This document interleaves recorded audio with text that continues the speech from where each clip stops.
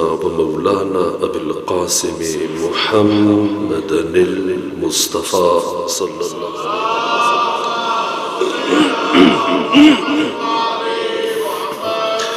وأهل بيته الأطيبين الأطهرين الأنجبين المعصومين المظلومين. أما بعد فقد قال علي النقي عليه آلاف التحية والثناء بنا تمت کلمۃ التوحید. صلوات بھیجیے خاندان فاطمہ پر. اللہم صلی اللہ.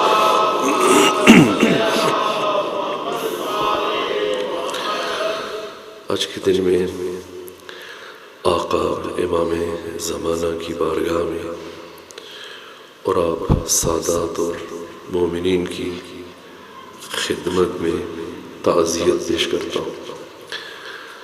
میں 2 دن سے علیل تھا اور اپنے محترم میزبان سے بارہا گزارش کی کہ حاضر ہونے سے قاصر ہوں، لیکن ان کے اصرار اور خواہش کو مد نظر رکھ کے حاضر ہوا. کوشش کروں گا کہ اس محدود اور مختصر وقت میں امام اور امامت سے متعلق اور امام علی نقی علیہ اعلیٰ تحیت و ثنا کی حیات طیبہ سے متعلق چند کلمات عرض کرنے میں کامیاب ہو سکوں. وجود مبارک حضرت امام علی نقی الہادی 214 ہجری میں دنیا میں تشریف لائے اور 254 ہجری میں آپ کی شہادت ہوئی. آپ کی حیات طیبہ 40 سالوں پر مشتمل ہے. 6 برس کی عمر میں آپ کی امامت کا آغاز ہوا اور آپ کا عہد امامت 34 سالوں پر مشتمل ہے.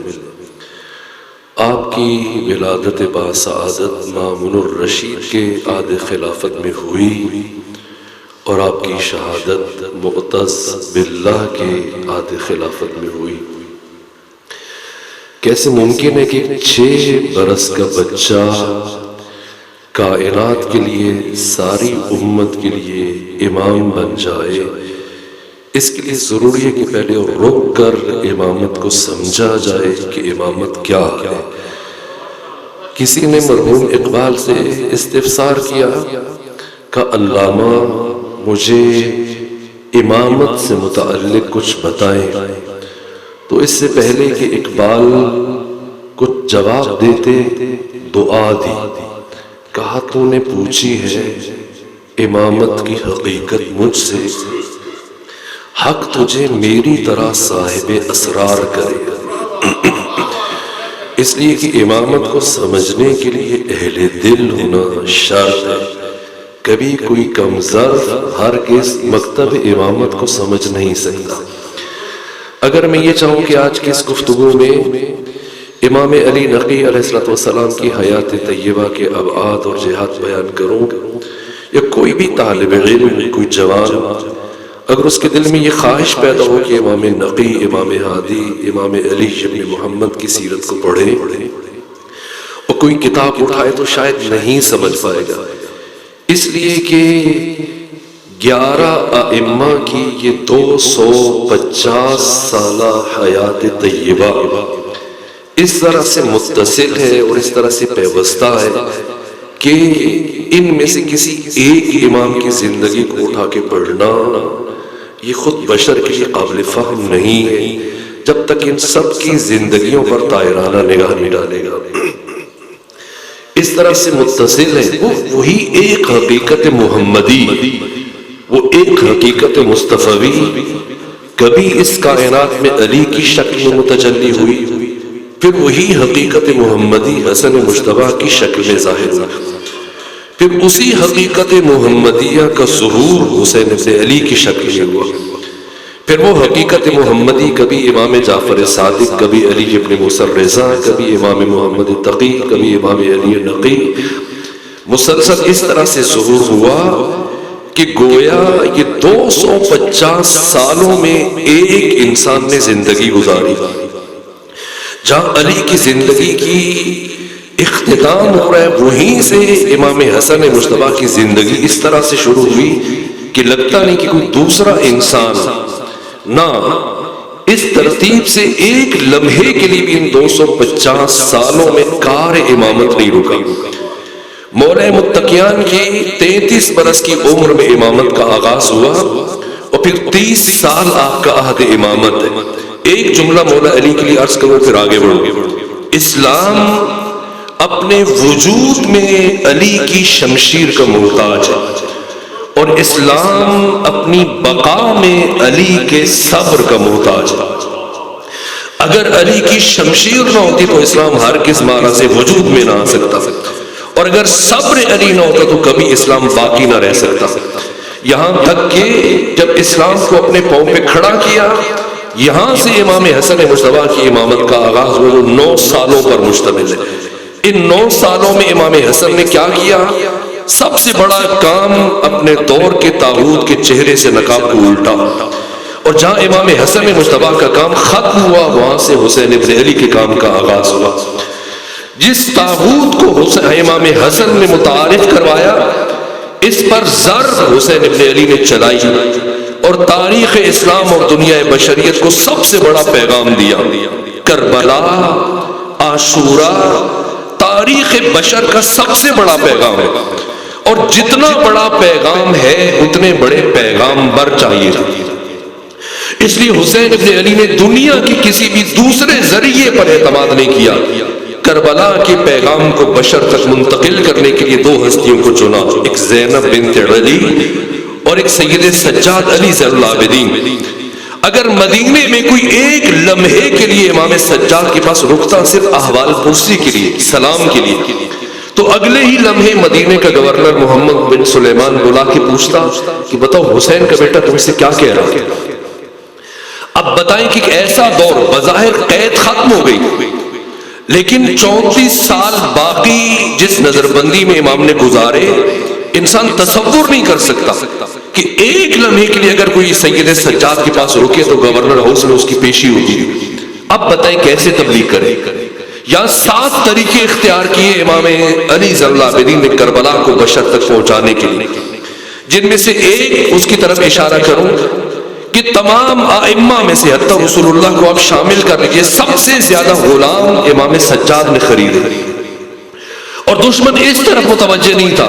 وہ یہ سمجھتا تھا شاید ثواب کے حصول کے لیے غلام خرید رہے تھے، آزاد کر دیتے، لیکن کبھی کسی غلام کو سید سجاد نے 1 سال سے زیادہ اپنے پاس نہیں رکھا، اور جیسے ہی سال ختم ہونے لگتا شب قدر میں اپنے غلاموں کو، کنیزوں کو آزاد کر دیتے اور دوسرے غلام اور کنیز خریدتے۔ دشمن اپنی تمام تر سازش کے باوجود امام کی حکمت عملی کو نہ سمجھ سکا۔ بظاہر امام غلام خریدتے تھے، لیکن بباطن کس طرح سے کربلا کے پیغام کو انسانوں تک منتقل کرتے تھے۔ 1 سال اپنے پاس رکھ کر کیا انداز تھا۔ ایڈوارڈو اٹلی کے مایا ناز مفکر، یہ یہودی اور نسل تھے، دنیا کے امیر ترین افراد میں سے، فیٹ کمپنی کے مالک اور سینکڑوں کمپنیوں کے مالک، جنہوں نے اسلام قبول کیا۔ اور جب یہ خمینی بدھ شکن سے ان کی ملاقات ہوئی تو ملاقات کے اختتام پر جب یہ گئے، آدھے گھنٹے کی ملاقات ہے، ان کی ریکارڈ موجود ہے، دوسری مرتبہ جب یہ آئے تو انہوں نے اسلام قبول کیا، تشیع کو قبول کیا، اور ڈاکٹر علی اکبر ولایتی نے ان سے پوچھا کہ یہودی تو اپنے عقیدے میں بڑے سخت ہوتے ہیں، آخر کس طرح سے آپ اپنے عقیدے کو چھوڑنے پر تیار ہو گئے اور آپ نے تشیع کو قبول کر لیا؟ تو کہا کہ پہلی آدھے گھنٹے کی جو ملاقات تھی، اس میں میرے محترم میزبان نے میرے گرد ایک ایسی ٹرائنگل کھینچی کہ میں کوشش کے باوجود اس سے باہر نہ نکل سکا۔ کہ کیسی ٹرائنگل، کیسی مثلث؟ کہ مجھے رخصت کرتے ہوئے 3 کتابیں دی، ایک قرآن، نہج البلاغہ، صحیفہ سجادیہ، اور مجھ سے کہا کہ ایڈوارڈو اگر تم سنجیدہ ہو اور واقعاً اسلام کو سمجھنا چاہتے ہو تو ان 3 کتابوں کا مطالعہ کر لو، تمہیں کسی 4تھی کتاب کو پڑھنے کی ضرورت نہیں ہے، اسلام سمجھ میں آ جائے گا۔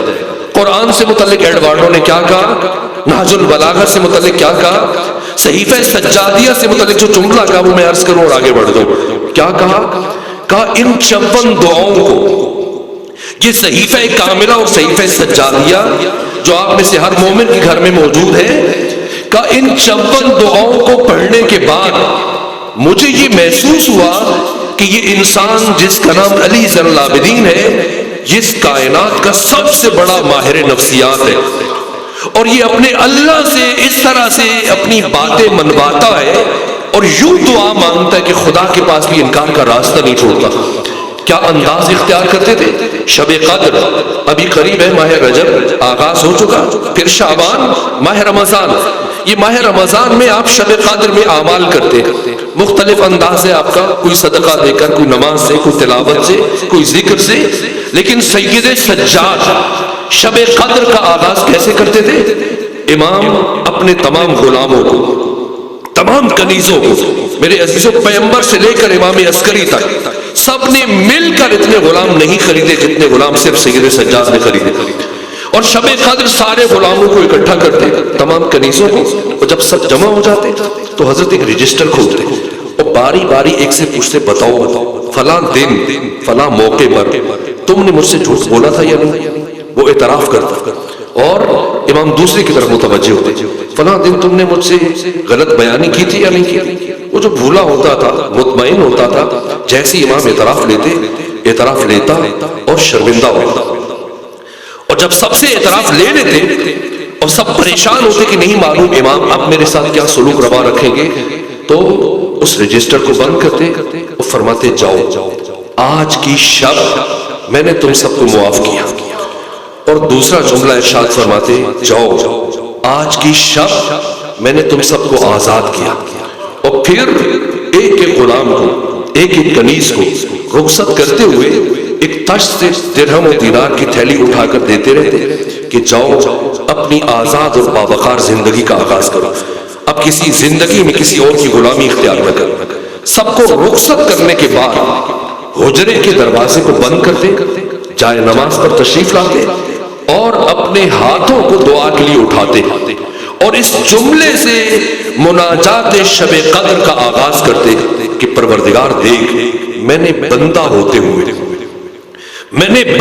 ہوئے اپنے سارے غلاموں کو معاف کر دیا، کیا تو اللہ ہوتے ہوئے اپنے اس ایک غلام کو معاف نہیں کرے گا؟ یہ انداز، وہ 56 دعائیں، آپ میں سے بہت سارے افراد حج کے لیے گئے ہوں، آپ مفاتیح الجنان اٹھا کے نہیں لے جا سکتے سعودی عرب میں، آپ نہج البلاغہ مسجد نبوی میں بیت الحرام میں نہیں لے کے جا سکتے، لیکن اگر آپ جائیں تو آپ کو نظر آئے گا کہ صحیفہ سجادیہ وہاں پر بھی موجود ہے۔ یہ معرفت کا بحر ذخار، یہ دعائیں اس انداز سے تبلیغ کی اور اس طرح سے کربلا باشعور انسانوں تک منتقل کی کہ رفتہ رفتہ بنو امیہ کی حکومت، آخر خود سوچیے گا اور وزن کیجیے گا کہ بنو امیہ کی اتنی مضبوط حکومت کس طرح سے صرف 91 سال کے بعد ختم ہو گئی۔ وہ یزید کی جس کے لیے اتنا کچھ کیا گیا، 3 سال 8 مہینے 14 دن حکومت کرنے کے بعد مر گیا، اور اس کے بعد پھر مختصر عرصہ یہ حکومت چلی، کس نے ختم کی؟ یہ سید سجاد کی محنت تھی۔ وہاں سے امام باقر نے رفتہ رفتہ اب حالات بدل رہے اور 5 شاگردوں سے اپنے درس کا آغاز کیا، اور پھر امام صادق نے دنیا کی سب سے عظیم الشان یونیورسٹی کی بنیاد رکھی، اور ان بابا کے چھوڑے ہوئے 5 شاگردوں سے اپنے سلسلہ درس کو شروع کیا اور 4000 شاگردوں تک پہنچے۔ بیک وقت 4000 شاگردوں کو پڑھاتے۔ شروع میں اگر کوئی مناظرے کے لیے آتا تو امام خود اس سے گفتگو کرتے، اگر کوئی خدا کا منکر ہوتا امام اس سے مناظرہ کرتے، اگر کوئی نبوت اور رسالت کا منکر ہوتا امام اس سے گفتگو کرتے، اگر ولایت و امامت کا کوئی منکر ہوتا امام اس سے گفتگو کرتے۔ لیکن بعد میں بڑی بڑی برجستہ شخصیتوں کو تیار کیا، علوم قرآن میں جناب عمران کو تیار کیا، لغت اور ادبیات میں ابان بن تغلب کو تیار کیا، علم کلام اور عقائد میں مومن طاق کو تیار کیا، علم حدیث میں جناب ابو بصیر کو تیار کیا، علم فقہ میں جناب زرارہ کو تیار کیا، علم کیمسٹری اور علم کیمیا میں جابر بن حیان جیسی شخصیتوں کو تیار کیا۔ یہ جابر بن حیان جنہیں دنیا بابا کیمیا اور فادر آف کیمسٹری کہتی ہے، انہوں نے اپنی زندگی میں 400 کتابیں لکھی، اور اپنی ایک کتاب کے شروع میں یہ تاریخی جملہ لکھا کہ قیامت تک آنے والا کوئی ایک دانشور میرے کسی بھی نظریے کو رد نہیں کر سکتا، کیوں؟ اس لیے کہ میں امام جعفر صادق کا شاگرد ہوں۔ اس طرح سے شخصیتوں کو تراشا، یہاں تک کہ اب اگر کوئی مناظرے کے لیے آتا امام کی بارگاہ میں، امام پوچھتے بتاؤ کس علم کے بارے میں بات کرنا چاہتے ہو؟ اگر کہتا علم کلام میں، عقیدے میں بات کرنا چاہتا ہوں، فرماتے مومن طاق سے بات کرو۔ اگر کہتا حدیث میں فرماتے ابو وزیر سے بات کرو، اگر کہتا فقہ میں بات کرنا چاہتا ہوں امام فرماتے زرارہ سے بات کرو، اگر وہ اصرار کرتا کہ میں آپ سے مناظرہ کرنا چاہتا ہوں امام فرماتے ان سے مناظرہ کرو، اگر تم نے ان میں سے کسی ایک کو شکست دے دی تو سمجھ لینا کہ تم نے جعفر صادق کو شکست دی۔ مرید پرور نہیں تھے، شخصیت پرور تھے، یہاں تک کہ پہلے منصور دوانقی بنو امیہ کی حکومت کو ختم کرنے کے بعد ان 3 بر اعظموں میں اپنی حکومت کو مضبوط کرنے میں مصروف رہا، لیکن جیسی اسے مدینے کی خبریں آنا شروع ہوئی کہ میں یہاں پر بظاہر تخت پر بیٹھا حکومت کر رہا ہوں لیکن میری حکومت جسموں کی حدوں تک محدود رہ کے رہ گئی، اور اس وقت پوری اسلامی دنیا میں اگر کسی شخصیت کی لوگوں کے دلوں پر حکومت ہے تو صرف اور صرف جعفر صادق ہے۔ اب اس نے سوچا کہ کیا کرے، کس طرح سے امام صادق کی مرکزیت کو توڑنے میں کامیاب ہو جائے، میں اس فکری تسلسل کو ان بچوں اور جوانوں تک پہنچانا چاہتا ہوں۔ میری وہ کیفیت نہیں ہے اس بیماری میں کہ میں جزیات کو بیان کروں، تفصیلات کو بیان کروں، کچھ اشارے عرض کر رہا ہوں صاحبان معرفت کے لیے تاکہ حضرت امام علی نقی کی نہضت تک پہنچانے میں کامیاب ہو جاؤں۔ جہاں علی نے اپنا کام روکا وہاں سے امام حسن نے اپنا کام شروع کیا، اور جہاں امام حسن مجتبیٰ نے اپنی ذمہ داریاں مکمل کی وہیں سے حسین بن علی نے اپنے کام کا آغاز کیا۔ جہاں سے امام حسین نے اپنا کام مکمل کیا وہاں سے علی ذی العابدین آگے بڑھے اور 35 سالوں میں امامت کے فریضے کو ادا کیا، اور اس کے بعد 18 سال 10 مہینے 14 دن امام محمد باقر اور پھر امام جعفر صادق علیہ السلام نے کس طرح سے شخصیتوں کو تیار کیا کہ پوری اسلامی دنیا سے پورے گوشوں سے سمٹ کر لوگ علم اور معرفت اور حقیقت کے متلاشی امام کی بارگاہ میں جمع ہونا شروع ہوئے، اور رفتہ رفتہ منصور دوانقی احساس محرومی میں مبتلا ہونے لگ گیا کہ میں تو محض لکڑی کے تخت پر بیٹھ کر لوگوں کے جسموں پر حکومت کر رہا ہوں، اگر پوری اسلامی دنیا میں کسی کے لوگوں کے دلوں پر حکومت ہے تو صرف اور صرف جعفر صادق ہے۔ اب مشیروں سے مشورہ کیا کہ کیا کرے کہ جعفر صادق کی اس حکومت اور محبت اور مرکزیت اور روحانیت کو توڑنے میں کامیاب ہو جائے، تو کسی نے مشورہ دیا کہ تم ایک ایسے دانشور کو تلاش کرو، ایسے عالم کو کہ جعفر صادق سے کچھ ایسے سوال پوچھے تمہارے دربار میں، علماء دانشوروں کی، گورنروں کی، خواص کی موجودگی میں، کہ جعفر صادق لاجواب ہو جائے، اور تم اس طرح سے ان کے درس پر پابندی لگا دو کہ پڑھانے کی صلاحیت نہیں رکھتے، اور اس طرح سے ان کی امامت کا سلسلہ رک جائے گا۔ اور اب جب منصور دوانقی اس عباسی خلیفہ نے ڈھونڈنا شروع کیا تو پوری اسلامی دنیا میں 3 بر اعظموں میں جو بھی عالم ملتا ہے یا تو براہ راست امام جعفر صادق کا شاگرد ہے یا امام کے شاگردوں کا شاگرد ہے، یہاں تک کہ مسلسل تتبع و تفحص اور چھان پھٹک کے بعد ایک شخص ملا، کون؟ نعمان بن ثابت، جن کی کنیت ابو حنیفہ ہے۔ جیسی ملاقات ہوئی کہا کہ میں چاہتا ہوں کہ آپ میرے دربار میں جعفر صادق سے کچھ ایسے سوال پوچھیں کہ وہ لاجواب ہو جائے۔ کہا مجھے معاف رکھیں، میں ان کا شاگرد رہ چکا ہوں۔ کہا اگر آپ یہ کام کر دو تو میں تمہیں اتنا کچھ عطا کر دوں گا کہ تمہاری نسلوں کے لیے کافی ہو جائے گا، اور میں سرکاری سطح پر تمہاری امامت کا اعلان کروں گا، تمہیں امام اعظم کا خطاب دوں گا۔ بالآخر اس تخویف اور تحریض کے نتیجے میں جناب ابو حنیفہ نے یہ پیشکش قبول کر لی اور کہا مجھے کچھ وقت دو کہ میں سوال تیار کر سکوں۔ یہاں تک کہ 4 مہینے مسلسل غور و فکر کے بعد امام ابو حنیفہ نے 40 سوال تیار کیے اور کہا منصور دوانقی اب آپ امام صادق کو بلائیں، مجھے یقین ہے کہ وہ ان سوالوں کا جواب نہیں دے پائیں گے۔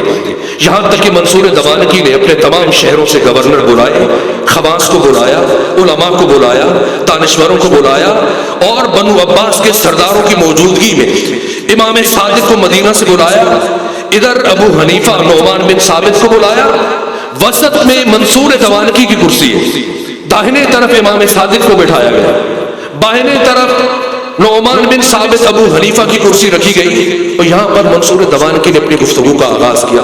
کہا اے امام جعفر صادق، یہ ہمارے ملک کے بہت بڑے عالم ہیں، بہت بڑے دانشور ہیں، بہت بڑے فقیہ ہیں۔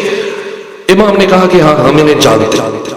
عجیب ظرف کی بلندی کی انتہا ہے، یہ نہیں کہا کہ یہ میرا شاگرد رہ چکا، در حالی کہ امام ابو حنیفہ بارہا یہ اعتراف کر چکے تھے کہ لولا السنتان لہلک النعمان، اگر جعفر صادق کی شاگردی میں 2 سال عطا نہ ہوئے ہوتے تو نعمان ہلاک ہو جاتا، لیکن نہ، امام نے فرمایا ہمیں نہیں جانتے، یہ جو پوچھنا چاہتے ہیں ان سے کہہ کے پوچھیں، بس وقت محدود ہے اور شاید میں زیادہ دیر تک آپ کو زحمت سماعت نہ دے سکوں۔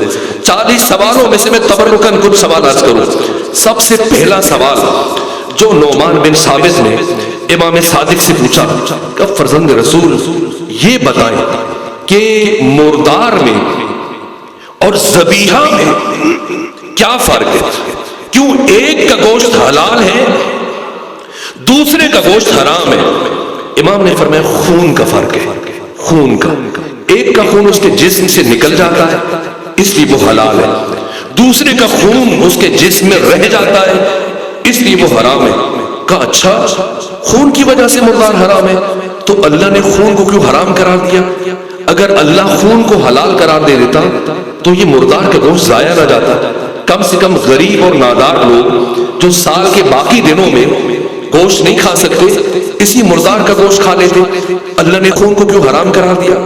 امام نے فرمایا اس لیے کہ اللہ اپنے بندوں سے محبت کرتا ہے اور اللہ اپنے بندوں پر رؤوف ہے، کریم ہے، مہربان ہے، اور اللہ کی محبت کا تقاضا تھا کہ اللہ کسی بھی مضر صحت شے کو اپنے بندوں پر حلال قرار نہیں دے سکتے۔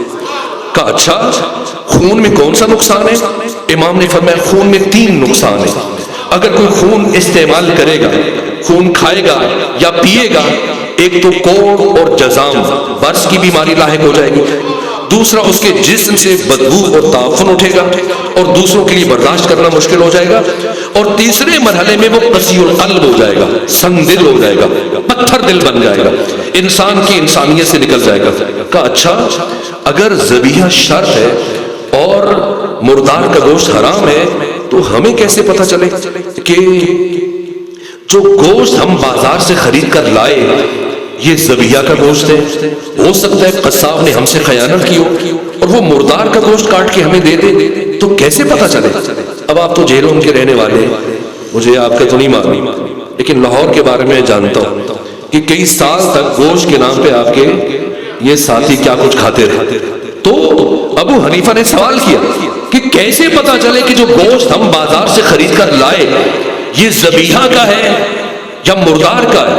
امام نے فرمایا اگر تمہیں شک ہو کہ قصاب نے خیانت کی ہے تو گوشت لانے کے بعد اس گوشت کو آگ پر رکھو، اگر گوشت پھیلنا شروع ہو جائے تو مردار، اگر سکڑنا شروع ہو جائے تو ذبیحہ۔ کا اچھا تو پھر مچھلی کا ذبیحہ کیا ہے؟ مچھلی کو تو ذبح نہیں کیا جاتا۔ امام نے فرمایا مچھلی اگر پانی کے اندر مرے تو مردار، پانی سے باہر آ کر مرے تو ذبیحہ۔ کا کیا فرق پڑتا ہے پانی سے اندر مرے یا پانی سے باہر آ کر مرے؟ امام نے فرمایا مچھلی جب پانی کے اندر مرتی ہے تو مرنے سے پہلے تڑپتی نہیں ہے، لیکن جب پانی سے باہر آ کر مرتی ہے تو مرنے سے پہلے تڑپتی ہے، اور اس تڑپنے کے نتیجے میں مچھلی کے جسم کا سارا خون اس کے سر میں آ کر اکٹھا ہو جاتا ہے اور اس کا باقی سارا بدن محفوظ ہو جاتا ہے۔ کہا اچھا یہ بتائیں کہ ایسی جنت کا کیا فائدہ کہ انسان خود تو جنت میں چلا جائے، اس کی اولاد جہنم میں چلی جائے، ماں باپ جہنم میں چلے جائیں، بہن بھائی جہنم میں چلے جائیں، تو جب بھی جنت میں اسے اپنے ماں باپ بہن بھائی کی یاد آئے گی یہ جنت اس کے لیے جہنم بن جائے گی، تو ایسی جنت کا کیا فائدہ؟ امام نے فرمایا نہ، ہرگز ایسا نہیں ہوگا۔ کہ کیوں ایسا نہیں ہوگا؟ امام نے فرمایا جنت میں پہنچنے کے بعد انسان کی عقل کامل ہو جائے گی، اور جب انسان کی عقل کامل ہو جائے تو اس کی دوستی اور دشمنی کا معیار صرف خدا بن جاتا ہے، اور جب دوستی اور دشمنی کا معیار صرف خدا بن جائے تو پھر انسان کبھی اللہ کے دشمن کے لیے پریشان نہیں ہوتا۔ کہا اچھا یہ بتائیں کہ یہ سید ہونا کون سی بڑی بات ہے، یہ سید ہونا کون سا بڑا شرف ہے، اولاد فاطمہ ہونا کون سا بڑا شرف ہے؟ امام نے فرمایا کیا یہ شرف کم ہے کہ ہر ایک ہمارے نسب میں شامل ہونے کی کوشش کرتا ہے لیکن ہم کسی کے نسب میں شامل ہونے کی کوشش نہیں کرتے؟ کہا اچھا یہ بتائیں کیا وجہ ہے کہ جو آپ کے شیعہ ہیں یہ اعمال میں سست ہیں لیکن جو آپ کی ولایت کو نہیں مانتے یہ اعمال میں بہت چست ہیں، نمازیں پڑھتے ہیں، روزے رکھتے ہیں، عبادات کرتے ہیں، لیکن آپ کے پیروکار عبادات میں سستی دکھاتے ہیں؟ کیا وجہ ہے؟ امام نے فرمایا کہ ابلیس نے ہمارے شیعوں کو عقیدے میں گمراہ کرنے کی کوشش کی تو ناکام ہوا، پھر اس نے سارا زور ان کے عمل پر صرف کیا، جس کی وجہ سے عمل میں آ کر ان سے سستی ہو جاتی ہے، لیکن ہمارے دشمنوں کو عقیدے میں گمراہ کرنے کے بعد چھوڑ دیا کہ عمل میں لگے رہو، یہ عمل کون سا تمہیں کوئی فائدہ پہنچا دے گا۔ کہا اچھا یہ بتائیں کہ انسانوں کے اعمال مادی ہیں یا روحانی ہیں؟ فرمایا روحانی اعمال کا اجر ثواب پاداش روحانی ہے۔ کہ اگر اعمال کا پاداش اور اجر روحانی ہے تو اللہ نے قرآن میں یہ کیوں فرمایا کہ قیامت کے دن اعمال کو تولا جائے گا؟ یہ کیوں نہیں فرمایا کہ قیامت کے دن اعمال کو گنا جائے گا؟ بھلا ایک روحانی چیز کو کیسے تولا جا سکتا ہے؟ وہ کیسا میزان ہوگا جس پر ان کو تولا جا سکے؟ امام نے فرمایا ہوشیار ہو جاؤ اے ابو حنیفہ، وہ میزان جس پر قیامت کے دن ہر انسان کے عمل کو تولا جائے گا وہ ہم محمد و آل محمد کی ولایت کا میزان ہے۔ اگر ولایت ہے تو ہر عمل قبول کر لیا جائے گا، اور اگر ولایت نہیں تو ہر عمل رد کر دیا جائے گا۔ جیسے 40 سوالوں کے جواب سنے، ہر سوال کے جواب میں امام نے علماء بصرہ کا نظریہ بیان کیا، علماء کوفہ کا نظریہ بیان کیا، علماء حجاز کا نظریہ بیان کیا، پھر قرآن اور سنت سے اپنا نظریہ بیان کیا۔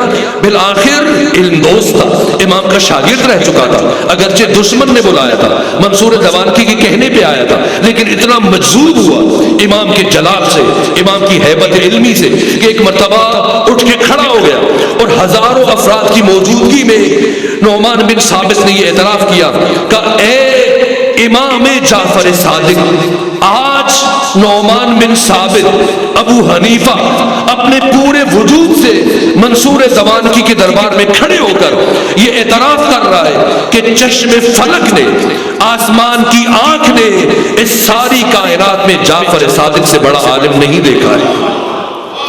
یہاں تک کہ اس طرح سے امام کی شہرت عوام سے نکل کر آپ کے علم کی شہرت خواص تک پہنچی، اور اب پریشان ہے منصور دوانکی، کیا کرے؟ کس طرح سے امام کے درس پر پابندی لگائے؟ اس لیے کہ 3 بر اعظموں میں اس طرح سے امام کی روحانیت اور مرکزیت پھیل چکی ہے، اس لیے کہ انوکھا حکم جاری کیا اپنے مشیروں سے مشورہ لینے کے بعد، کہا کہ جو شخص آج کے بعد جعفر صادق کے پاس جائے گا درس میں مسئلہ پوچھنے کے لیے، دین سیکھنے کے لیے، تو اسے سرکاری خزانے میں 1 درہم ٹیکس جمع کروانا پڑے گا۔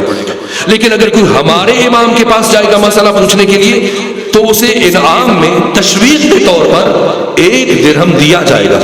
اب مومنین پریشان ہو گئے کہ کیا کریں؟ سارا دن مزدوری کریں، 1 درہم کمائیں، اب اگر وہ امام کے پاس جانے کے لیے خرچ کر دیں تو گھر کیسے چلائیں، اور اگر گھر چلائیں تو امام سے کسب فیض کیسے کریں؟ تو پریشان ہوئے۔ ابو بصیر نے 1 درہم حکومت کے سپاہیوں کو ادا کیا، امام کی بارگاہ میں آئے اور عرض کیا فرزند رسول، اب تو ہم آپ کی زیارت سے بھی محروم رہیں گے۔ پوچھا کیا ہوا؟ کہ حکومت نے آپ کے درس میں شرکت کے لیے ٹیکس عائد کر دیا اور یہ نیا حکم جاری کیا، علی کا بیٹا علی بن گیا، مشکل کشا کا بیٹا مشکل کشا بن گیا۔ تبسم فرمایا کہ ابو بصیر اس میں پریشانی کی کیا بات ہے؟ پہلے جاؤ حکومت کے مفتی کے پاس جا کے ایک مسئلہ پوچھ لو اور 1 درہم لے کے آ جاؤ، اور جب درہم مل جائے تو حکومت کے سپاہیوں کو ادا کرو اور جعفر صادق سے دین لے کر چلے جاؤ۔ اس میں پریشانی کیسی ہے؟ یہاں تک کہ پہلے نعمان بن ثابت وقتاً فوقتاً امام سے کسب فیض کے لیے حاضر ہوتے رہتے تھے، لیکن اس گفتگو کے بعد، مناظرے کے بعد ہمت نہیں ہوئی اور 2 سال برابر امام کے پاس جرأت نہیں کی آنے کی۔ اور 2 سال کے بعد جب کوفہ سے حج کے لیے مکہ آئے ابو نعمان بن ثابت امام ابو حنیفہ، تو پھر مدینہ آئے۔ جب مدینہ آئے دق الباب کیا، امام صادق کے دروازے پر دستک کی تو آپ کے غلام نے دروازہ کھولا، دیکھا ابو حنیفہ کھڑے ہیں، تو کہا کہ امام صادق نے جن چند افراد سے ملاقات سے منع کر رکھا ہے ان میں آپ کا نام بھی موجود ہے، اس لیے میں آپ کی ملاقات نہیں کروا سکتا۔ لیکن ابو حنیفہ روکے رہے، واپس نہیں گئے، یہاں تک کہ اہل کوفہ کا ایک وفد آیا اور جب انہیں اذن باریابی ملا تو یہ بھی ان کے ساتھ شامل ہوئے، اندر چلے گئے اور اس سے پہلے کہ وقت کے افراد امام سے کوئی سوال پوچھتے تو ابو حنیفہ نے سوال پوچھا کہ امام اہل کوفہ کا یہ وقت آیا آپ کے پاس، میں نے سنا ہے کہ کوفہ میں آپ کے پیروکار، آپ کے شیعہ اصحاب رسول پر لعن طعن کرتے، اصحاب رسول کو برا بھلا کہتے، تو آپ کوئی خط تحریر کریں اپنے پیروکاروں کے نام کہ وہ اصحاب رسول پر لعن طعن نہ کیا کریں اور تاکہ اس عمل سے رک جائے۔ امام نے فرمایا ابو حنیفہ کون ہماری بات کو اہمیت دیتا ہے؟ فرمایا کیسے ممکن ہے کہ آپ خط لکھیں کوئی آپ کی بات کو اہمیت نہ دے؟ امام نے فرمایا ابو حنیفہ آپ 2 سال برابر مجھ سے پڑھتے رہے، میرے شاگرد رہے، مجھ سے کسب فیض کیا، اس کے باوجود کہ تم میرے شاگرد ہو، تم نے مجھ سے دین سیکھا، میں نے تمہیں اپنے گھر میں آنے کی اجازت نہیں دی، تم بغیر اجازت اندر آ گئے، میں نے تمہیں گفتگو کی اجازت نہیں دی، تم بغیر اجازت لیے گفتگو کرنا شروع ہو گئے، تو جب میرا شاگرد میری بات کو ماننے کے لیے تیار نہیں تو کسی اور سے کیا توقع رکھوں، امید رکھوں؟ ابو حنیفہ میں نے سنا ہے کہ تم نے امامت کا دعویٰ کر رکھا ہے، کہاں جب مجھ میں صلاحیت پائی جاتی ہے تو کیوں لوگوں کو اپنے علم سے محروم رکھو؟ فرمایا اچھا اگر تم خود کو امام سمجھتے ہو اور تمہارا عقیدہ ہے کہ تم میں امامت کی صلاحیت پائی جاتی ہے تو یہ بتاؤ کہ اگر کوئی شخص حالت احرام میں ہرن کے اوپر والے دانت توڑ دے تو اس کا کفارہ کیا ہوگا؟ کچھ دیر سوچا، سوچنے کے بعد کہا امام مجھے اس مسئلے کا جواب نہیں پتا۔ امام نے فرمایا ابو حنیفہ آپ کو تو یہ بھی نہیں پتا کہ ہرن کے اوپر والے دانت ہوتے ہی نہیں ہیں، تو جب اتنا بھی نہیں پتا تو پھر خالی امامت کا دعویٰ کر رکھا ہے۔ اور میں نے سنا ہے کہ آپ کا مسلک اور مشرب اور منہج قیاس ہے اور دین میں قیاس سے کام لیتے ہیں، درحالی کہ سب سے پہلے جس نے قیاس کیا وہ ابلیس تھا۔ کہا فرزند رسول جب مجھے قرآن سے سنت سے کوئی کسی مسئلے کا جواب نہیں ملے گا تو میں کس طرح سے اس مسئلے کا حل دے سکتا ہوں؟ کہاں سے سوائے قیاس کے؟ امام نے فرمایا اگر تمہارا منہج قیاس ہے تو یہ بتاؤ کہ قتل بڑا جرم ہے یا بدکاری بڑا جرم ہے؟ کہ قتل بڑا جرم ہے، بدکاری چھوٹا جرم ہے۔ کہ اچھا اگر قتل بڑا جرم ہے اور بدکاری چھوٹا جرم ہے قتل کی نسبت، تو قتل کے ثبوت کے لیے 2 گواہ کافی ہیں، لیکن بدکاری کے ثبوت کے لیے، قتل کے ثبوت کے لیے 2 گواہ کافی، بدکاری کے لیے 4 گواہ شرط ہے۔ کیوں؟ کہ یہ معلوم نہیں۔ اچھا یہ بتاؤ کہ ایک خاتون جو یہ بتاؤ کہ نماز افضل ہے یا روزہ افضل ہے؟ کہا کہ نماز افضل ہے، روزے سے نماز کا رتبہ بلند ہے۔ کہ اگر نماز افضل ہے تو ایک خاتون جو مہینے کے کچھ دن نماز نہیں پڑھ سکتی اور روزہ نہیں رکھ سکتی، دوبارہ جب پاکی کی حالت میں پلٹتی ہے تو اس پر روزوں کی قضا تو واجب ہے لیکن نماز کی قضا واجب نہیں ہے، تو جو افضل ہے اس کی قضا نہیں، اور جو افضل ہے اس کی قضا نہیں، اور جو افضل نہیں اس کی قضا ہے۔ کیوں؟ کہ اس کا مجھے معلوم نہیں، اس کا مجھے معلوم نہیں۔ یہاں تک کہ امام پوچھتے چلے گئے، اس نے بھی 40 سوال پوچھے تھے، امام نے بھی 40 سوال پوچھے، وقت کی تنگی کے مد نظر اور اپنی طبیعت کی ناسازی کے مد نظر گفتگو کو سمیٹ رہا ہوں۔ یہاں تک کہ امام نے 40واں سوال پوچھا کہ ابو حنیفہ یہ بتاؤ یہ جو قرآن کی آیت ہے کہ ثم لتسألن یومئذ عن النعیم، کہ پھر قیامت کے دن ان سے نعمتوں سے متعلق سوال کیا جائے گا۔ ابو حنیفہ بتاؤ یہ کون سی نعمتیں ہیں جن سے متعلق قیامت کے دن پوچھا جائے گا؟ کہ یہی جو ہم کھاتے ہیں، پیتے ہیں، پہنتے ہیں، استعمال کرتے ہیں۔ کہ اچھا اگر تمہارے زعم میں اور تمہارے خیال میں یہ نعمتیں مراد ہیں تو پھر بتاؤ اگر ایک شخص تمہیں اپنے گھر کھانے پہ بلائے، بہترین کھانا کھلائے، اچھے اچھے مشروبات پیش کرے، پھل کھلائے اور دوسری چیزیں، پھر جاتے ہوئے تمہیں تحفے دے، خوشبو دے، لباس دے، پارچہ دے، لیکن بڑی عزت سے رخصت کرنے کے بعد میں جب تم لوگوں کے درمیان کھڑے اسے مل جاؤ تو تمہیں روک کر پوچھنا شروع کر دے کہ بتاؤ فلاں دن جب تم میرے گھر میں آئے تھے میں نے تمہیں کھانے میں کیا دیا تھا، پینے میں کیا دیا تھا، پہننے میں کیا دیا تھا؟ تو ایسے شخص کے بارے میں کیا سوچو گے؟ کہ میں یہی سوچوں گا بہت کمینہ آدمی ہے, بہت کم ظرف شخص ہے کہ کھلانے کے بعد, پلانے کے بعد, دینے کے بعد جتلا رہا ہے کہ اب بتاؤ خدا کے بارے میں کیا عقیدہ ہے, خدا کے بارے میں کیا خیال ہے, کیا تم اللہ سے متعلق یہ عقیدہ رکھتے ہو کہ اللہ دنیا میں تمہیں کھلائے گا, پلائے گا, یہ نعمتیں دے گا, اور پھر قیامت کے دن انہی سے متعلق پوچھے گا کہ پھر آپ بتائیے کہ وہ کون سی نعمتیں جن سے متعلق قیامت کے دن سوال کیا جائے گا. فرمایا ابو حنیفہ ہوشیار ہو جائیے, وہ نعمت جس سے متعلق قیامت کے دن ہر انسان سے روک کر سوال کیا جائے گا وہ ہم محمد والے محمد کی ولایت کی نعمت ہے. اگر ولایت ہے تو ہر عمل قبول کر لیا جائے گا, اگر ولایت نہیں ہے تو ہر عمل رد کر دیا جائے گا. اس طرح سے یہاں تک کہ منصور دوان کی مجبور ہوا, امام کے گھر کو 3 مرتبہ اس نے آگ لگائی, اور امام کی شہادت کے لیے کتنی کوششیں کی, یہاں تک کہ بنو ثقیف کے قبیلے سے 100 افراد کو اکٹھے کیا. اور اس بام عروج پر اب اس تسلسل کو سمجھیے, اب میں امام علی نقی کی سیرت تک پہنچ رہا ہوں. مولا متقیان سے آئے امام صادق کی آتا ہے, ایک لمحے کے لیے بھی کار امامت رکا نہیں, آگے بڑھتا چلا گیا. اور تشیع جو آغاز میں اس سطح پہ نہیں تھا, اب ایک مکتب کے طور پر امام صادق نے کھڑا کیا. اور پھر امام موسیٰ کاظم نے کیا کام کیا, اپنے بابا کے چھوڑے ہوئے 4000 شاگردوں میں سے شریف ترین, با وفا ترین, با معرفت ترین شخصیات کا انتخاب کیا اور پوری اسلامی دنیا میں انہیں پھیلا دیا. یہ وکلا کا ایک ایسا جال بچھایا کہ حکومت وقت کے برابر میں ہارون الرشید کے مقابلے میں ایک متوازی حکومت قائم کرنے میں کامیاب ہو گئے.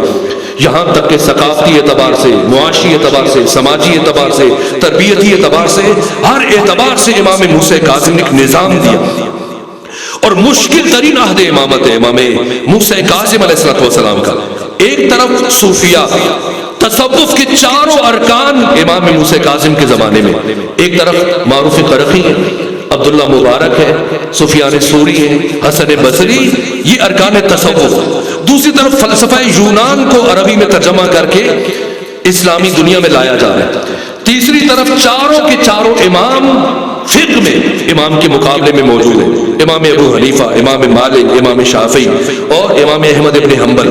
اور چوتھی طرف بنو عباس کے ظالم ترین حکمران, اور ان سب کا مقابلہ کرنا ہے امام موسیٰ کاظم نے, اور وہ بھی زندان میں رہتے ہوئے. اور اس طرح سے ان 35 سالوں میں امامت کو بام عروج تک پہنچایا کہ اب سمجھیے گا, اس طرح بام عروج تک پہنچایا مکتب امامت کو پچھلے ائمہ کی مسلسل کوششوں نے کہ امام علی ابن موسیٰ الرضا, آپ کا 20 سالہ عہد امامت, جن میں سے 17 سال امام علی ابن موسیٰ الرضا نے مدینہ میں گزارے, 3 سال آپ نے خراسان میں گزارے, اور جب مدینہ کو چھوڑ کر مامون رشید کی دعوت پر امام خراسان کی طرف آ رہے تھے تو پچھلے 7 اماموں کی محنت کا اثر دیکھیے گا کہ جب بازار نیشاپور میں پہنچے تو 1.5 سے 2 لاکھ افراد نے فرزند رسول کا استقبال کیا, جن میں سے صرف 24,000 افراد لکھنے والے تھے, جن کے ہاتھوں میں قلم دوات تھے. جیسے آج کل یہ ڈیجیٹل بٹیرا آپ کے ہاتھوں میں ہے, یہ واٹس ایپ ہے, یہ موبائل سیل ہے, یہ فیس بک ہے, یہ مجلس کے اشتہار آپ ادھر سے ادھر بھیجتے ہیں نہ, ایسے کچھ ذرائع نہیں تھے. اس زمانے میں صرف خبر پھیلی تھی کہ فرزند رسول مدینہ سے خراسان کی طرف آ رہے, اور لوگ کئی دنوں سے سفر کر کے نیشاپور میں سمٹ کر جمع ہو گئے. اور جب بازار ہے, بس آخری جملے عرض کر رہا ہوں, بازار نیشاپور میں امام کی سواری آئی تو 1.5 سے 2 لاکھ افراد جمع تھے, جن میں سے 24,000 قلمدان افراد تھے, اور ہر ایک کی حسرت تھی کہ فرزند رسول اپنی زبان سے کچھ بیان کرے اور ہم لکھیں.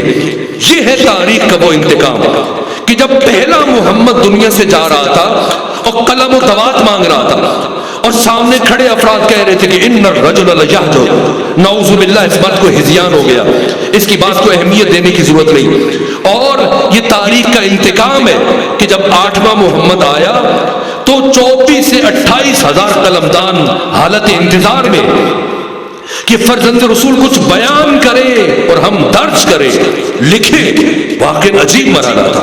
یہاں تک کہ امام اسماعیل بخاری اور امام مسلم بن حجاج کے اساتید, ابن ابی شیبہ اور باقی بڑے بڑے محدث موجود تھے, ہزاروں کی تعداد میں, یہاں تک کہ امام احمد ابن حنبل بھی اس محفل میں موجود تھے۔ یہ جو جملہ میں نے اپنے خطبے کے آغاز میں پڑھا، زیارت جامع کبیرہ، جو امام علی نقی کی زبان سے جاری ہوئی، یہ معرفت امام اور امامت کے لیے ایک نصاب ہے۔ اس کا یہ جملہ جو امام علی نقی نے ارشاد فرمایا کہ بنا تمت کلمت التوحید، کہ ہم 14 وہ ہیں کہ جن سے توحید خدا مکمل ہوتی ہے، اس جملے کو بازار نیشا پور میں علی ابن موسیٰ رضا کے اس جملے سے ملا رہا ہوں۔ شاید آج کی حد تک اس سے آگے نہ بڑھ سکوں، لیکن اسی نقطے پر اور انتظار کروں کہ مجھ سے بات پڑھنے والے میرے معزز ساتھی پہنچے اور میں گفتگو کو سمیٹ لوں، لیکن بس آخری جملہ آج کی حد تک عرض کرنے لگا ہوں۔ جیسی علی ابن موسیٰ رضا پہنچے، اس لیے کہ آپ کی جان کو خطرہ تھا، تو 40 اونٹوں پر نقاب ڈال دیے گئے تھے اماریوں پر، تاکہ پتہ نہ چل سکے کہ امام کس میں سوار ہے۔ یہاں تک کہ حاضرین نے شور مچایا، آوازیں بلند ہوئی، فرزند رسول بہت دیر سے کھڑے رخ جمال کی زیارت کا انتظار کر رہے، رخ جمال سے پردہ ہٹائیے تاکہ آپ کے چہرے کی زیارت کا شرف حاصل کر سکے۔ تو ایک اماری سے پردہ ہٹا اور جیسی لوگوں کی نگاہیں امام علی ابن موسیٰ رضا کے چہرے پر پہنچی، پڑھی، ایک مرتبہ شور گریہ بلند ہوا اور امام نے وہ پردہ نیچے گرا دیا، اور جب آپ کی سواری نے چند قدم اٹھائے، آگے بڑھائے، مجھے احساس ہے سردی کے اس موسم میں اور موسم کی برہمی میں آ کر کسی مجلس عزا میں شرکت کرنا اور دیر تک زمین پر بیٹھنا ایک مشکل مرحلہ ہے، لیکن جو آپ بیٹھے ہیں اس محنت کا کوشش کروں گا صلہ دینے کے لیے جملہ عرض کروں، پوری گفتگو کا نچوڑ دینے کے لیے آپ کی زحمتوں کو تمام کر رہا ہوں۔ یہاں تک کہ اس مجمع سے جیسی امام نے عماری کا پردہ گرایا، مجمع سے آواز بلند ہوئی، فرزند رسول اپنے رخ جمال کی زیارت تو عطا کر دی، کچھ بتا دیجیے، آپ کی زبان سے کچھ سننا چاہتے ہیں، کوئی حدیث بتا دیجیے، کوئی حدیث بیان کر دیجیے۔ دوبارہ پردہ ہٹا اور لبھائے علی ابن موسیٰ رضا میں جنبش پیدا ہوئی، فرمایا سنو، مجھ سے میرے بابا موسیٰ کاظم نے، ان سے ان کے بابا جعفر صادق نے، ان سے ان کے بابا محمد باقر نے، ان سے ان کے بابا علی ذی العابدین نے، ان سے ان کے بابا حسین ابن علی نے، ان سے ان کے بھائی حسن مجتبیٰ نے، ان سے ان کے بابا علی ابن ابی طالب نے، ان سے رسول اللہ نے، اور ان سے اللہ نے یہ فرمایا۔ وزن کریں گے آپ، اسے سلسلۃ الذہب کہا جاتا ہے۔ ہر محدث کا دنیا حدیث میں ایک الگ سلسلۃ الذہب ہے، ہر محدث کا۔ اگر برادران اہل تسنن تشریف فرمائے یا ان کے علماء ہو، ان سے پوچھئے، جیسے ام المومنین عائشہ، ابو ہریرہ اور ام المومنین سے بہت زیادہ روایات اور احادیث مروی، تو ان کا اپنا سلسلۃ الذہب ہے۔ اگر 1000 آدمی ام المومنین عائشہ سے حدیث نقل کرے، کسی کی وہ حیثیت نہیں ہے جو ان کا بھانجا عروہ بن زبیر ان سے حدیث نقل کرے، اور عروہ بن زبیر سے اگر 1000 آدمی حدیث بیان کرے، کسی کو علماء وہ حیثیت نہیں دیتے جو محمد ابن مسلم ابن شہاب زہری اس سے حدیث نقل کرتا، تو یہ ان کا سلسلۃ الذہب ہے، اور یہ سلسلۃ الذہب ہے علی ابن موسیٰ رضا کا، اسے سلسلۃ الذہب کہا جاتا ہے۔ اور اس سے متعلق امام احمد ابن حنبل اگر مجھ سے پوچھے کہ اہل تسنن کے 4 ائمہ میں سے امام شافعی، امام مالک، امام ابو حنیفہ، امام احمد ابن حنبل میں سب سے بڑے امام کون سے ہیں علمی اعتبار سے، تو امام احمد ابن حنبل ہے۔ اہل حدیث جن کو مانتے ہیں، یہ امام احمد ابن حنبل 6 لاکھ احادیث کے حافظ ہیں، 6 لاکھ احادیث کے حافظ۔ یہ امام احمد ابن حنبل جب امام کی امامت کا آغاز ہوا امام علی ابن موسیٰ رضا کی، تو ان کی عمر 19 سال تھی، اور جب امام علی ابن موسیٰ رضا بازار نیشاپور میں پہنچے ان کی عمر 36.5 سال تھی، اور جب امام علی ابن موسیٰ رضا کی شہادت ہوئی امام احمد ابن حنبل کی عمر 40 سال تھی، اور پھر 203 ہجری میں امام علی ابن موسیٰ رضا کی شہادت ہوئی، اور 241 ہجری میں امام احمد ابن حنبل کی وفات ہوئی۔ یہ احمد ابن حنبل جو خود پہاڑ سے زیادہ وزنی نام ہے، یہ بھی بازار نشاپور میں موجود تھے. جیسے یہ سلسلہ سند سنا کہ امام علی ابن موسیٰ رضا خود سے خدا تک پہنچے، حدیث نہیں، یہ سلسلہ سند جو علی ابن موسیٰ رضا نے بیان کیا، تو احمد ابن حنبل نے سننے کے بعد یہ تاریخی جملہ کا کہ جس خوبصورت انداز سے علی ابن موسیٰ رضا خود سے خدا تک پہنچے، اگر اسی ترتیب سے ان مقدس ناموں کو کسی پاگل اور دیوانے پر پڑھ کر دم کر دیا جائے تو اسے شفا حاصل ہو جائے. یہ سلسلہ سند بیان کرنے کے بعد آپ نے پردہ گرایا اور حاضرین سے شور اٹھا دوبارہ، فرزند رسول ہم کچھ سننا چاہتے ہیں. حضرت نے پردہ ہٹا کے فرمایا سنو، کل اللہ یہ فرما رہا ہے کلمۃ لا الہ الا اللہ حصنی، کلمہ لا الہ الا اللہ میرا قلعہ ہے، فمن دخل فی حصنی امن من عذابی، جو اس کلمہ توحید میں داخل ہو گیا، جو اس قلعہ توحید میں داخل ہو گیا، وہ میرے عذاب سے بچ گیا، وہ جنتی بن گیا، وہ ہلاکت سے بچ گیا، اس کا انجام بالخیر ہو گیا. یہ فرمایا، پردہ گرا دیا، آگے بڑھے، لیکن سامنے کئی دنوں سے اور بعض کئی گھنٹوں سے انتظار کرنے والے اس شاہ کے ولایت کھڑے تھے. انہیں یہ محسوس ہوا کہ صرف اتنی بات کہنے کے لیے اتنا بڑا سلسلہ سند کبھی ذکر نہ کرتے. علی ابن موسیٰ رضا بات ادھوری ہے، اس لیے دوبارہ سے اصرار بڑھا، فرزند رسول اپنی بات کو مکمل کر دیجیے. وہ جملہ امام علی نقی کا جو میں نے سرنامہ کلام میں عرض کیا، جو امام نے زیارت جامع کبیرہ میں ارشاد فرمایا کہ بنا تمت کلمت التوحید، اس جملے کو علی ابن موسیٰ رضا کے اس جملے سے ملا کر زحمت تمام کرنے لگا ہوں. دوبارہ پردہ ہٹا اور ایک جملہ ارشاد فرمایا بشرطہا وشروطہا، یہ جو اللہ فرما رہا ہے کہ کلمہ لا الہ الا اللہ میرا قلعہ ہے، جو اس میں داخل ہو گیا عذاب سے بچ گیا، اس کی کچھ شرائط ہے، اس کی کچھ شروط ہے، اور ان شرائط میں سے ایک شرط میں علی ابن موسیٰ رضا ہوں، علی ابن موسیٰ رضا ہوں. یہ جملہ اس لیے عرض کر رہا ہوں، آج ہمارے ملک میں وطن عزیز پاکستان میں بہت سارے افراد کو توحید پرستی کا ایک بخار چڑھا ہے کہ ہم بڑے موحد ہیں، اور جب ان سے پوچھا جائے کہ توحید کیا ہے تو کہتے ہیں لا الہ الا اللہ، لا الہ الا اللہ، اور اتنے توحید پرست ہیں کہ اگر کوئی یا رسول اللہ بھی کہہ دے تو انہیں یہ بدعت نظر آتا ہے، اگر کوئی یا علی مدد بھی کہہ دے تو انہیں یہ بدعت اور گناہ نظر آتا ہے اور شرک نظر آتا ہے، اور یہ کہتے ہیں صرف اور صرف یا اللہ مدد، باقی سب شرک و بدعت. علی ابن موسیٰ رضا نے بازار نشاپور میں 1.5 سے 2 لاکھ افراد کی موجودگی میں 24 سے 28 ہزار قلمدان اور محدثین کے اجتماع میں نصاب توحید بیان کیا. توحید کیا ہے؟ توحید کا آغاز کیا ہے؟ توحید کا انجام کیا ہے؟ کمال توحید کیا ہے؟ شرک کیا ہے اور کفر کیا ہے؟ صرف لا الہ الا اللہ پڑھ لینا، صرف لا الہ الا اللہ کہہ دینا توحید ہے. یہ توحید کا آغاز ہے، یہ کمال توحید نہیں ہے. جو علی ابن موسیٰ رضا فرما رہے کہ بشرطہا وشروطہا، اس قلعہ توحید کی کچھ شرائط ہے، اور ان شرائط میں سے ایک شرط میں علی ابن موسیٰ رضا ہوں. کیا مطلب؟ یعنی لا الہ الا اللہ توحید ہے لیکن کمال توحید نہیں ہے، آغاز توحید ہے. کمال توحید کیا ہے؟ اللہ کی وحدانیت کے بعد ان 14 کی ولایت کا اقرار کرنا، اظہار کرنا، اعتراف کرنا، یہ کمال توحید ہے. پھر شرک کیا ہے اور کفر کیا ہے؟ ان 14 کے علاوہ کسی اور کو، کسی 15ویں کو اٹھا کر ان 14 کی صف میں شامل کرنے کی کوشش کرنا، یہ شرک ہے. اور اللہ کا یا اللہ کے بعد ان 14 میں سے کسی کی ولایت کا انکار کرنا، یہ کفر ہے، یہ کفر ہے. ان 14 کی ولایت اللہ کی وحدانیت کا ناگزیر تتمہ ہے، ناگزیر تکملہ ہے.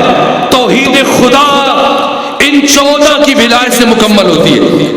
ان 14 کی ولایت اللہ کے طول میں، اللہ کے عرض میں نہیں ہے، اللہ کے مقابلے میں نہیں ہے، اللہ کے مقابلے میں کوئی حیثیت نہیں رکھتا.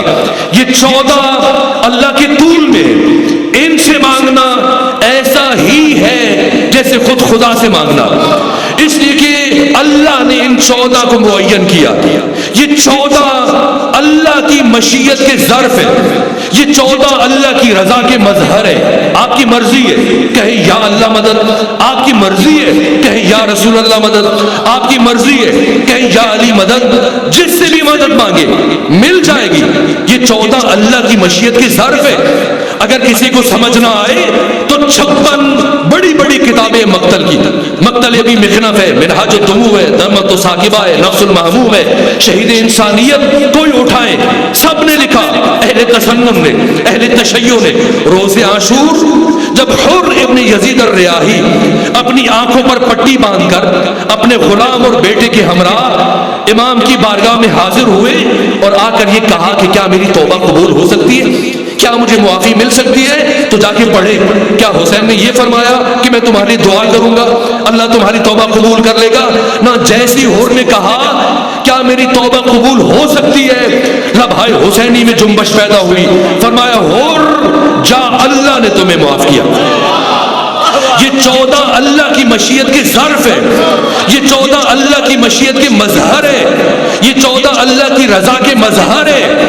ان 14 سے مانگنا ایسا ہی ہے جیسے خود خدا سے مانگنا. ان 14 کو خود خدا نے معین کیا. اس لیے کہہ رہا ہوں آپ کی مرضی ہے کہے یا اللہ مدد، اگر جی چاہے کہہ دے یا رسول اللہ مدد، اور اگر جی چاہے کہہ دے یا علی مدد، یا مہدی مدد، یا حسین مدد، یا صادق مدد، یا علی نقی مدد. جس سے بھی مدد مانگے مدد مل جائے گی. اللہ سے مدد مانگے مل جائے گی، رسول سے مانگے مل جائے گی، علی سے مانگے مل جائے گی. جس سے بھی مانگیں گے مدد مل جائے گی. لیکن اگر کوئی بدبخت اپنے دل میں علی ابن ابی طالب کا بغض رکھتے ہوئے یا اللہ مدد کہے گا، مدد تو نہیں ملے گی، لعنت یقیناً مل جائے گی. ان 14 کی ولایت خدا کی ولایت ہے. امام کی شہادت ابھی آخر میں تشریف فرما ہے، آ چکے ہیں، آپ سنیں گے تفصیل. میں اس ہستی کا ذکر کروں جس نے ان 14 کی ولایت کو بچایا. کون ہے؟ سیدہ زہرا کی شخصیت کے باقی ابعاد، جہتیں، ڈائمنشنز، پہلو ہیں جنہیں بیان کیا جائے تربیتی حوالے سے، باقی پہلوؤں سے. لیکن وہ راز جس کے لیے حق تعالی نے نور فاطمہ کو اس کائنات میں اتارا، فلسفہ ارسال نور فاطمہ زہرا کیا ہے، کیوں بھیجا. ابھی میں یہاں پر پہلی مرتبہ حاضر ہوں تو نیالہ، یہ جہلم کا دیہات، اور جب آیا فرض کیجئے میرے میزبان مجھے چائے پیش کر دیں، کھانا کھلا دیں. جیسے آیا تو کچھ افراد تصاویر لے رہے تھے. کب ایک بچہ یہ جوان دیکھے وہ کہے ہاں سید علی مدنی ہمارے یہاں آئے تھے، وہ کھانا کھانے کے لیے، چائے پینے کے لیے، تصویریں کھنچوانے کے لیے. تو اس نے اشتباہ کیا، اس لیے کہ ان میں سے میرے آنے کا کوئی ایک بھی مقصد نہیں. جب آیا تو چلے آپ نے کھانا پیش کیا، میں نے کھا لیا یا باقی ہوں. میرے آنے کا مقصد جہاں پر آج کی اس مجلس سے اعزاز سے خطاب کر رہا تھا، جناب سیدہ کی شخصیت کے جو ابعاد اور پہلو ہیں، جہتیں ہیں، وہ سب بجائے خود ہیں. لیکن اللہ نے اس بی بی کو اس کائنات میں بھیجا صرف ایک مقصد کی بقا کے لیے، اور اس مقصد کی بقا منحصر تھی ذات فاطمہ زہرا میں. اگر سیدہ زہرا کے بغیر وہ مقصد حاصل ہو سکتا تو اللہ کبھی بھی اپنے سب سے بڑے راز کو عیاں نہ فرماتا، سب سے بڑے راز کو ظاہر نہ فرماتا. وہ مقصد ان 14 کی ولایت کی بقا تھی. اس لیے خود علی متقی ہندی امام اہل سنت ہے، کنز العمال میں یہ تحریر کیا کہ روز محشر جب سیدہ کی سواری میدان محشر میں آئے گی تو خدا فرمائے گا یا اہل محشر غضوا ابصارکم ونکسوا رؤوسکم، سروں کو جھکا دو، آنکھوں کو بند کر لو. یعنی غیرت الہیہ کو یہ گوارا نہیں کہ کوئی نبی بھی آنکھ اٹھا کر سیدہ زہرا کی طرف دیکھے. یہ اللہ کی مشیت ہے. اور سیدہ کی مشیت کیا ہے؟ جب پیغمبر نے پوچھا فاطمہ بتائے آپ کی زندگی کی سب سے بڑی خواہش کیا ہے؟ فرمایا بابا صرف ایک خواہش ہے کہ ساری زندگی کبھی کوئی نامحرم مجھے نہ دیکھے، نہ میں کسی نامحرم کو دیکھوں۔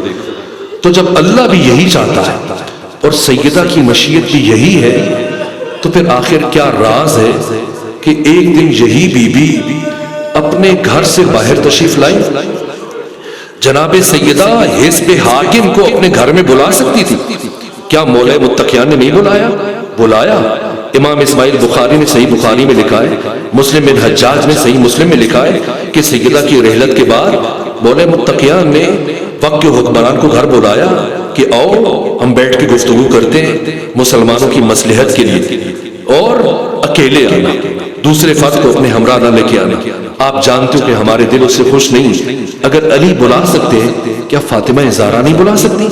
بلا سکتی ہے، کیا بلایا؟ نہیں بلایا۔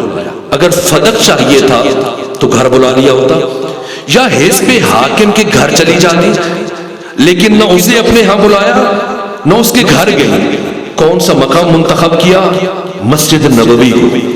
ایسے وقت میں چلی جاتی جب ہجوم نہ ہوتا، رش نہ ہوتا، لیکن آج وہ وقت منتخب کیا جب مسجد نبوی کھچا کھچ لوگوں سے بھری تھی، اور چلی۔ بنو ہاشم کے جوان آگے بڑھے کہ ہم بھی آپ کے ہمراہ چلیں، فرمایا نہ، آج بنو ہاشم میں سے کوئی مرد میرے ساتھ نہیں جائے گا۔ سیدہ جانتی کہ اگر کوئی مرد چلا گیا تو میری نہضت اور میری تحریک نابود ہو جائے گی، میری محنت ضائع ہو جائے گی۔ کسی مرد کو ساتھ نہیں لیا، خواتین کو ساتھ لیا۔ دو بیٹے حسن اور حسین، 1 سال کا فرق ہے، دونوں کو لے جائیں یا دونوں کو چھوڑ جائیں؟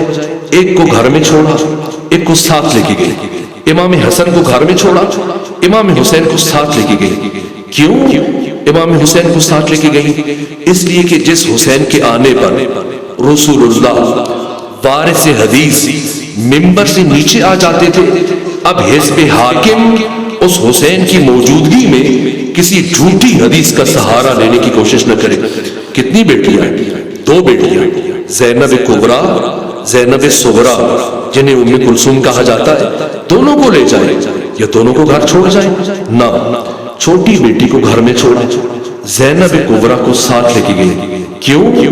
اس لیے کہ جس بی بی نے 61 ہجری کی کربلا میں خاموش رہنا تھا اسے گھر میں چھوڑا، اور جس بی بی نے 61 ہجری کی کربلا میں خود زہرا کے لہجے میں اپنے زمانے کے طاغوت کو للکارنا تھا اسے فاطمہ ساتھ لے کے گئی تاکہ زینب سیکھ لے کہ وقت کے حکمرانوں سے کیسے گفتگو کی جاتی ہے۔ پہنچی اور ابن خلدون جیسے متعصب مورخ نے لکھا کہ بی بی نے اپنے سر کے اوپر 2 چادریں اوڑھی ہوئی تھی، اس طرح سے کہ بی بی کی ردا زمین پر خط کھینچتی ہوئی چل رہی تھی۔ ام سلمہ آگے بڑھی، زوجہ رسول، عرض کیا نبی زادی مجھے بھی اپنے ہمراہ لے جائے۔ فرمایا نہ، آج میں نہیں چاہتی کہ میرے بابا کے حرم کی حرمت پائمال ہو جائے، یہ محاذ فاطمہ زہرا کا محاذ ہے، آج میں اکیلی جاؤں گی۔ یہاں تک کہ بنو ہاشم کی 70 خواتین کے جرمٹ میں نبی زادی دربار کی طرف چلی۔ ابن خلدون نے لکھا کہ بی بی کے چلنے کا انداز ہو بہو رسالت مآب کے جیسا تھا۔ گئیں اور کھڑے ہو کر خطبہ شروع کیا، اور پہلے کافی دیر گریا کرتی رہی، پھر خطبہ شروع کیا۔ لیکن میں نے پڑھا ہے جب خطبہ شروع کیا 2.5 گھنٹوں پر مشتمل یہ خطبے کے دوران میں گریا نہیں کیا، پہلے گریا کر لیا، اور خطبہ ایسا خطبہ 2 خطبے سیدہ کے، ایک خواتین جو عیادت کے لیے آئی تھی بعد میں ان کے سامنے دیا تھا، ایک خطبہ حزب حاکم دربار میں وقت کے حکمران کے سامنے دیا۔ جو خطبہ خواتین کی موجودگی میں دیا میں نے خود گنا، اس میں 7 آیتیں، اور جو خطبہ دربار میں دیا اس میں 63 آیتیں، جن میں سے 9 آیتیں صرف وراثت سے متعلق تھی۔ وراثت سے متعلق میں حیران ہوتا ہوں، میں پوچھتا ہوں بی بی ادھر 7 آیتیں پڑھی خطبے میں، یہاں 63 آیتیں کیوں؟ تو بی بی کا جواب ہوگا کہ کچھ دن پہلے جب میرے باپا نے قلم و دوات مانگا تھا تو یہی لوگ کہہ رہے تھے کہ ہمارے لیے کتاب کافی ہے، اگر تمہارے لیے کتاب کافی ہے تو آؤ فاطمہ زہرا کو جواب دو۔ جب فاطمہ زہرا کی ان 63 آیتوں کا کوئی جواب نہ دے سکے تو اب حزب حاکم نے ایک ایسی حدیث پڑھی جس کا راوی تنہا خود تھا. کیا کہا کہ میں نے پیغمبر کی زبان سے سنا نحن معاشر الانبیاء لا نورث ولا نورث، ہم گروہ انبیاء نہ کسی کے وارث ہوتے ہیں نہ کوئی ہمارا وارث ہوتا ہے، ہم جو چھوڑتے ہیں وہ صدقہ ہوتا ہے. جیسے یہ سنا اس موقع پر دیکھیے فاطمہ زہرا کس مرحلے پر کیا کام کر رہی. وہ تحریر پہلے پیش کر سکتی تھی لیکن کس مرحلے پر پیش کی؟ حزب حاکم کو بے نقاب کرنے کے لیے. ایک مرتبہ وہ سند پیش کی، جب سند پیش کی ایک مرتبہ حزب حاکم کے چہرے پر پسینہ آیا. کہا کہ اس سند پر کوئی گواہ پیش کیے جائے. ام ایمن کو لے کے آئی، اس ترتیب سے باقی گواہ پیش کیے. تو جب گواہوں کو مطالبہ کیا سیدہ نے فرمایا یاد رکھو مجھ سے سند کو دکھانے کے بعد گواہوں کا مطالبہ کرنا خود یہ بتا رہا ہے کہ تمہیں اپنی بیان کردہ حدیث پر اعتماد نہیں ہے، تمہیں اپنی بیان کی ہوئی حدیث پر اعتماد نہیں ہے. ورنہ اگر تمہیں اپنی حدیث پر اعتماد ہوتا تو کبھی مجھ سے گواہ طلب نہ کرتا. حدیث رسول کے مقابلے میں کسی گواہ کی کیا حیثیت ہے؟ بہرحال مختصر کرو، میرے پڑھنے والے محترم تشریف لا چکے ہیں. آخری جملہ عرض کروں یہاں تک کہ سیدہ نے خطبہ مکمل کیا اور اتنی فصاحت تھی کہ ایک فرد بار بار کوہنیاں مار رہا تھا حزب حاکم کو کہ بیوی کے خطبے کو قطع کرو. لوگوں کی حاضرین کی کیفیت بدل رہی ہے. وہ کوشش کے باوجود سیدہ کے خطبے کو کاٹ نہ سکا، اس لیے کہ سیدہ کائنات کے فصیح ترین انسان کی بیٹی ہے، کائنات کے بلیغ ترین انسان کی زوجہ ہے، خود کائنات کی فصیح ترین اور بلیغ ترین شخصیت ہے. خطبہ دیا، قصر خلافت کو منہدم کیا اور ابھی بھی بی بی گھر نہیں آئی. 2.5 گھنٹے کھڑے ہو کر خطبہ دینے والی فاطمہ اب ایک ایک صحابی کے دروازے پر دستک دے رہی ہے. لیکن آج سیدہ کے لیے کوئی دروازہ نہیں کھل رہا. ایک دروازہ کھولا، معاذ بن جبل نے دروازہ کھولا. جب دروازہ کھولا سیدہ نے اسے پوچھا بی بی آپ میرے دروازے پر آئی، مجھے بلا لیا ہوتا. فرمایا اے معاذ کچھ دن پہلے غدیر میں جو اعلان سنا تھا حق پائمال ہو رہا ہے، او دربار میں گواہی دو علی کے حق میں پیغمبر نے کیا فرمایا تھا. معاذ نے کہا جب سارا مدینہ خاموش ہے مجھ اکیلے معاذ کی گواہی آپ کے کس کام کی؟ فرمایا تم باقیوں کی فکر نہ کرو، تم نے سنا ہے میرے بابا سے، تم آ کر گواہی دے دو کہ نبی زادی مجھے معاف رکھے، مجھے معاف رکھے، میں شرمندہ ہوں، میں گواہی نہیں دے سکتا. جیسے ہی معاذ نے یہ جملہ کہا بی بی نے فرمایا اے معاذ یاد رکھنا جب تک زندہ رہوں گی کبھی تم سے کلام نہیں کروں گی. یہ کہتی ہوں بی بی چلی. معاذ بن جبل کا بیٹا گھر میں داخل ہو رہا تھا. بی بی کا جملہ اس کے کانوں میں پڑا. اپنے بابا سے پوچھا بابا نبی زادی کیوں آئی تھی؟ بتایا نصرت کے لیے. کہا آپ نے کیا جواب دیا؟ کہا میں نے عذر خواہی کی. کہا بی بی نے کیا جواب دیا؟ کہا بی بی یہ کہہ کے گئی جب تک زندہ رہوں گی کبھی تم سے کلام نہیں کروں گی. یہ سنا معاذ کا جوان سال بیٹا واپس مڑا، چل پڑا، الٹے پاؤں چل پڑا. ایک مرتبہ معاذ نے پوچھا کہاں جا رہے ہو؟ اپنے گھر میں کیوں نہیں جا رہے؟ کہا کبھی زندگی میں اس گھر میں قدم نہیں رکھوں گا. کہا کیوں قدم نہیں رکھو گے؟ یہ تمہارا گھر ہے، میں تمہارا باپ ہوں. کہا میں نے پیغمبر کی زبان سے سنا تھا اللہ کی رضا فاطمہ کی رضا میں ہے، اللہ کا غضب فاطمہ کے غضب میں. جس سے فاطمہ راضی ہے اس سے خدا راضی ہے، اور جس سے فاطمہ ناراض ہو گئی اس سے خدا ناراض ہو گیا. بس میرے عزیزو اب بی بی گھر پہنچی لیکن حزب حاکم نے یہ محسوس کیا کہ اگر یہ معظمہ کچھ دن اور زندہ رہ گئی اور اسی طرح سے لوگوں کے ضمیروں کو اور شعور کو جھنجھوڑتی رہی تو کوئی ہمیں اس مسند پر نہیں بیٹھنے دے گا. چنانچہ طے کیا گیا جتنا جلد ممکن ہو سکے اس شمع ہدایت کو گل کر دیا جائے، اس چراغ ہدایت کو بجھا دیا جائے. چنانچہ 50 افراد ہاتھوں میں ڈنڈے اٹھائے، تلواریں اٹھائے، لکڑیاں اٹھائے، جلانے کا سامان اٹھائے، نبی زادی کے گھر کی طرف بڑھے. اور کسی نے دستک کی، دق الباب کیا، علی اٹھے دروازہ کھولنے کے لیے یا نبی زادی آ کر علی کے سامنے رک گئی، دست ادب جوڑ دیے. کہا علی جب تک میرے بابا محمد مصطفیٰ زندہ رہے کبھی خود وقت انہوں نے اپنے حق میں تلوار نہیں اٹھائی، ہمیشہ آپ نے میرے بابا کا دفاع کیا، اس لیے کہ اس وقت روئے زمین پر حجت خدا میرے بابا تھے اور آج روئے زمین پر حجت خدا آپ ہیں، اس لیے آپ خود اپنے حق میں تلوار نہیں اٹھائیں گے، آج نبی ذاتی آپ کا دفاع کرے گی۔ فرمایا جیسے نبی ذاتی مناسب سمجھتی ہے۔ اب دروازے کے قریب گئی، آپ کے علم میں کیا گفتگو ہوئی؟ بس کسی نے کنفس کو اشارہ کیا، وہ کنفس آگے بڑھا، در فاطمہ زہرا کو آگ لگی، دروازہ جلنے لگا۔ لیکن میں نے پڑھا ہے شیخ عباس قمی صاحب مفاتیح الجنان، انہوں نے اپنی کتاب بیت الاحزان میں لکھا کہ وہ شخص غصے میں اتنا بفرا ہوا تھا کہ اس نے دروازہ جلنے کا انتظار نہیں کیا، جلتے ہوئے دروازے کو ٹھوکریں مارنا شروع کی، ٹھوکریں مارنا شروع کی، اور تھوڑی دیر کے بعد یہ دروازہ گرا۔ اے دنیالا کے غیور مومنین، اپنے دلوں پہ ہاتھ رکھ کے مجھے بتاؤ، کیا وہ دروازہ زمین پر گرا؟ زمین پر گرا؟ اے کاش زمین پر گرا ہوتا، لیکن میں کیسے عرض کروں؟ امام زمانہ فرماتے ہیں کہ میں اس لمحے کو کبھی نہیں بھلا سکتا جب میری دادی فاطمہ زہرا جلتے ہوئے دروازے اور دیوار کے درمیان تھی، اور اس دروازے کی کیل میری دادی کے بازو میں پیوست ہو گئی۔ بس دروازہ گرا اور 50 میں سے 11 افراد اس دروازے کو رونتے ہوئے اندر داخل ہوئے، اور بی بی کی آواز بلند ہوئی، فضا میری مدد کے لیے بڑھو، میرا محسن شہید ہو گیا، فضا میری پسلیاں ٹوٹ گئیں۔ اور ان 11 میں سے ایک فرد میں نے پڑھا، شیخ عباس قمی نے لکھا، اس کے ہاتھ میں رسی تھی اور اس کی یہ کوشش تھی کہ کسی طرح سے علی کے قریب پہنچے اور علی کے گلوئے اطہر میں رسی ڈالے۔